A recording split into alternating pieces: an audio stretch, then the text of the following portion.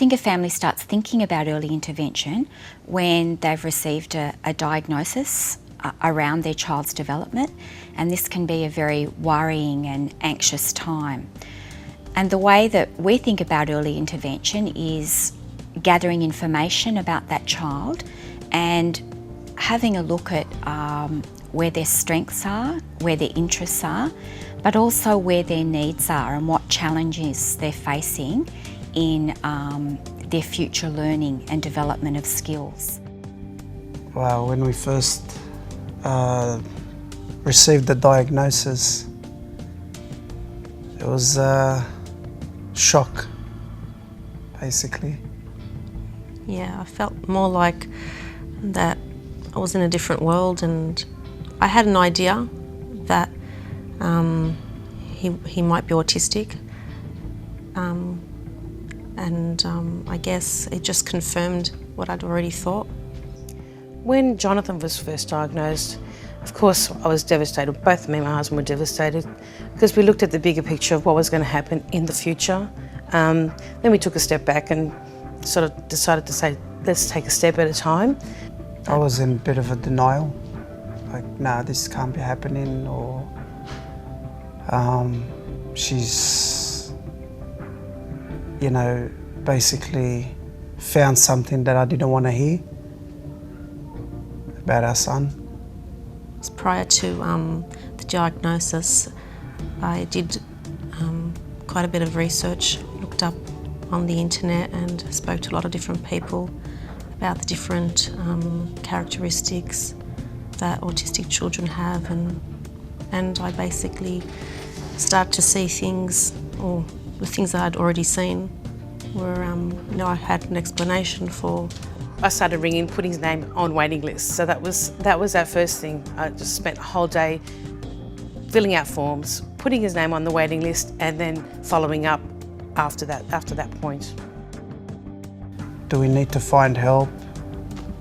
You know, there was a lot of questions that would need to be answering, and it was very difficult to find answers. Yeah, especially for something that you've never really heard of before. Early intervention, like all other childcare programs, looks at the age and stage of development of the child. And parents know their children best, and they perhaps know what they're ready for at different times. So a home-based program can be a very gentle program where a parent may not feel that they're ready for their child to separate from them yet, but they want to be very much included in the intervention plan and what's decided and developed for their child. Other children can be much more outgoing and quite ready to enter a centre-based program where they may already be mixing with other siblings and family members and ready to explore different environments. And a family may decide that a centre-based program is in their child's best interests for their future development. A partnership develops over time. It's about communicating with each other, developing a mutual trust and respect, and having a common goal. And the way that we like to approach this is through an individual family service plan, where from entry into a program, that very first conversation that you have with a family gives you this wonderful information from the family about their child, about their strengths, but also about their concerns and their priorities. And from this initial conversation, you start to develop a plan which is regularly evaluated. Other therapists and intervention workers become part of the team, and it continues to grow and blossom as part of that individual family planning process. Over the years, the couple of years that we've been with Koorana, it's been fantastic. The only thing that I would like is if he would be able to say he'd wanted to go to the bathroom, he could say toilet. Okay. And he is starting to, but still tends not to use it, the verbal. Yeah, but maybe that's something, Lucy, that we can work on in the preschool. Make That's that one as of the one of our goals. goals that we It's can that look at. sort of repetition of him realising that he needs to go to Yeah, the toilet yeah. too, because sometimes Absolutely. he doesn't realise that he even needs to That's go. right. I think parents might like to think about the different options they have when they're coming into intervention programs. A home-based program, for example, is where educators and therapists have the opportunity to come into the family's home on a regular basis and respond very directly to the family's priorities and their concerns for their child. And through planning and collaborating quite carefully together, they'll develop a plan that will support their child's learning and intervention needs. Centre-based programs are also a very effective way of providing early intervention, and it's another choice that parents have. Centre-based programs might involve a small group of children, again where educators and therapists will work quite closely with the family to develop an educational program that will maximise the child's educational opportunities. Roar! He's coming over to your dinosaur. Where are you going to go? He's a meat-eating dinosaur. Quick, run from him.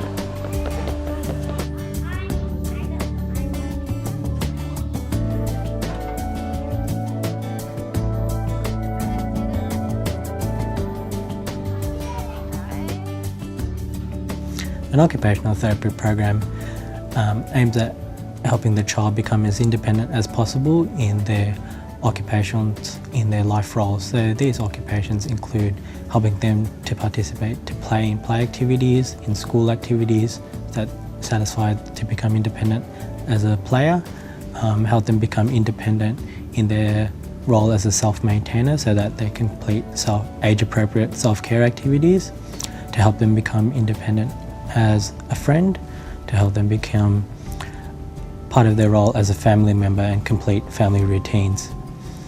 So we often start with an assessment which looks at their skills and abilities, and often this helps to identify any gross motor difficulties, fine motor difficulties, any difficulties with their visual motor skills or hand-eye coordination and visual perceptual abilities.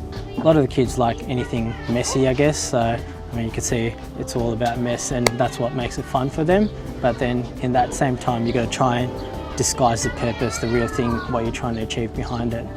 So like with the T-ball that was there, one of the goals for one of the children with special needs was to help him socialise with some of the preschool children, because he's transitioning into the preschool group next year. So that's why getting him to sit next to the preschool children, wait his turn take, and then, you know, giving him that high five so he gets that social praise from his peers.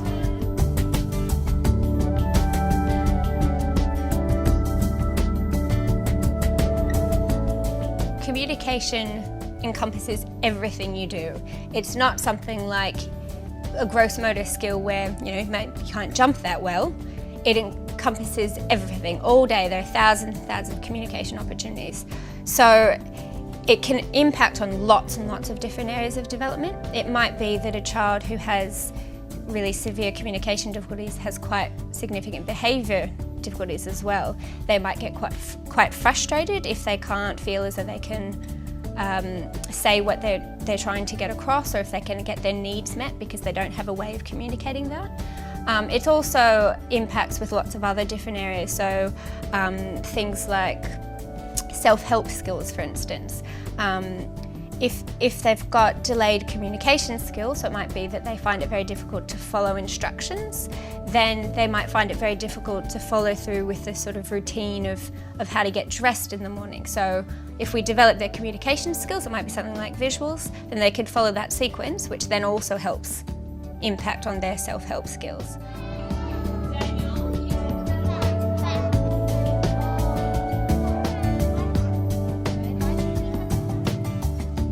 Communication program is a program that's developed initially to develop, obviously, a child's communication skills.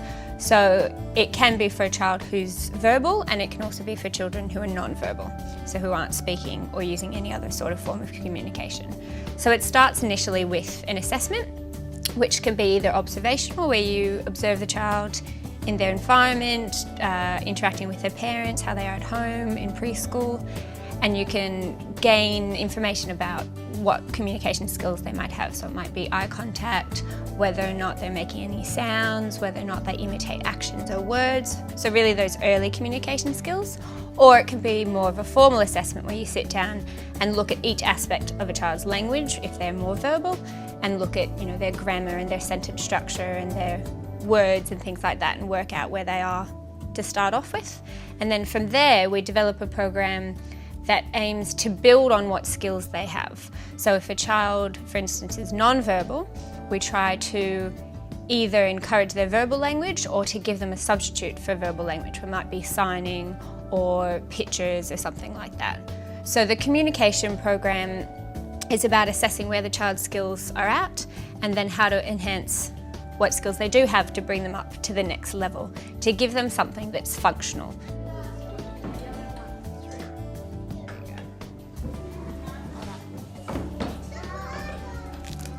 In the home, the communication program focuses a lot more on parent training and teaching parents ways to interact and strategies to use to develop their children's language and communication.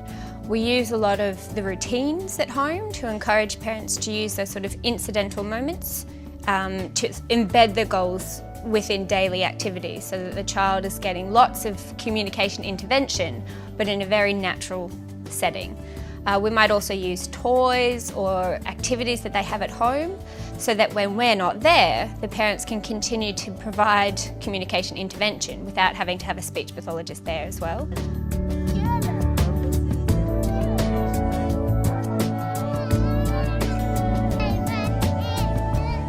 Family support services are delivered across the programs in Koorana in a couple of ways, particularly from my role as family support worker. We have quite a large group program and we also have individual family support offered to families. So my role is to support the families who have children with additional needs across both our preschools and our prep group. Parents get so much support from each other. Different to what a professional can say, it's real for parents. They feel like it's real, they've lived it. I guess what's really important with that is that each parent is on a different point in their journey with their child with an additional need. So we have parents who are newly diagnosed to parents who are perhaps now at the school process, so they have so much information and guidance and support to offer other parents. It's just invaluable, and you really can't, put a price on how important that is for families to have that. Parenting a child with a disability or developmental delay is unique to each family. There will be times when the experiences you face are positive and other times when they are challenging. It is important to gather information about different programs so that you can make choices that will best suit your child's needs and your family's individual circumstances. Planned intervention will guide your child's learning and development and create opportunities for you to build strong, supportive networks.